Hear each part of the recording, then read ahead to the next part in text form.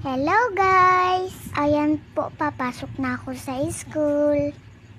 Alam niyo po ba, maaga ako pumapasok dyan sa school kahit wala pa yung mga guro. Kaya maaga ako pumapasok. Nagtitinda si mama dito. Kailangan po 6:30, nandito na sila sa kantin. Prepare po sila ng paninda nila. At saka yung mga bata bumibili na agad pagdating nila. Yan po, nagwawalis po ako dyan. Tuwing umaga, yan ang ginagawa ko po dyan. Si mama kasi may inaakaasikaso pa dyan sa may harap ko. Okay lang sa akin guys, kahit tuwing umaga yan lang ginagawa ko. Busy si mama para hindi na siya magwalis. Ito pala guys yung recess na bumibili na ng pagkain. Alam nyo ba guys, pagdating ko sa room, bukas na agad yung TV.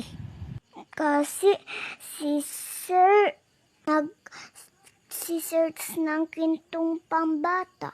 Lagi ko po kasama si Juliana tuwing recess. Tapos pagkatapos namin kumain, naglaro na kami kaagad. At saka nagapahinga. Guys, dyan pala si Ate Winwin. Umuwi galing Perto. Siya palang nagbabantay dyan kasi si Lala daw nag-release ng 4-piece. Tapos hindi niya na ako ginapabayad dyan kasi libre na daw. Tapos po mag-recess, pumasok na po kami sa room. At hindi nagtagal, nag-uwian na kami. Dumiretso na po kami dyan sa handaan. 7 days po yan ng papa ni Tita Hasmin.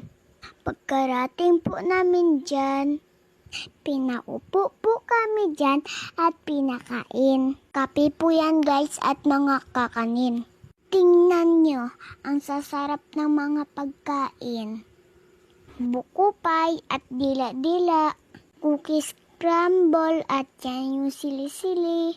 Ibang pagkain dyan guys, nakilimutan ko na kung ano tawag dyan. Tapos po, kumain naman kami ng kanin, ulam. Kasama po namin si Lola Mita at saka si Lalabit.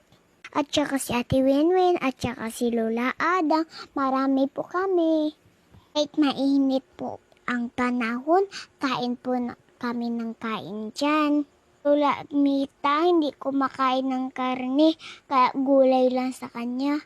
Sa ganitong handaan po, uupo ka na lang at may magdala pa ng pagkain sa mesa. Mabilis po magtapos ganitong handaan kasi tulong-tulong lang yan sila. Lahat kumikilos, lalo na at kamag-anak, tutulungan po yan sila. Habang kumakain po yan kami dyan guys, binabigyan na po kami ng 10. Bawat pamilya po. Kain ka na, may dala ka pa uuwi. Ganda diba guys? Tug ka na, may take out ka pa. Ang laman po niyan, mga kakanin po at bangbang. Hindi ulam, pero masarap po, marami. Pagkatapos po namin kumain, uuwi na po kami kaagad. Kasi marami na din po dumating. Ganyan lang kabilis guys. Magmabadali din po kami dyan kasi papakrusin din kami. Bibili naman po ng paninda, gamitin para sa kantin. Okay guys, see you! Nandito na lang po. Bye-bye!